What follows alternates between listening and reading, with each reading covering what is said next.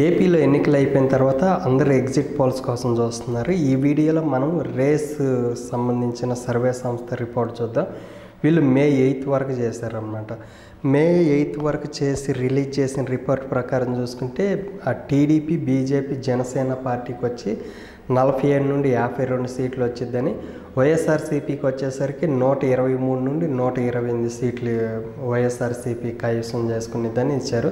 So ఈ survey report ప్రకారం చూసుకుంటే ఈసారి కూటమిగా ఏర్పడిన బలమైన ప్రతిపక్ష హోదా మాత్రమే ఇచ్చారు, కానీ అధికారంకి అయితే దరిదాపులో కూడా ఇవ్వలేదన్నమాట. సో ఓవరాల్గా ఈ సర్వే రిపోర్ట్ ప్రకారం చూసుకుంటే వైఎస్ జగన్మోహన్ రెడ్డి రెండోసారి కూడా 123 నుండి 128 సీట్లతో మళ్ళీ అధికారంలోకి వచ్చిద్దని ఇచ్చారు.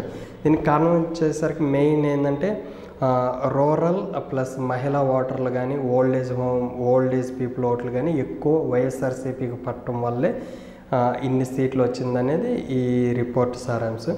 సో ఓవరాల్గా 123 నుండి 128 సీట్లతో వైఎస్ఆర్సీపీ మళ్ళీ అధికారం కైవసం చేసుకునేది అనేది ఇచ్చారు.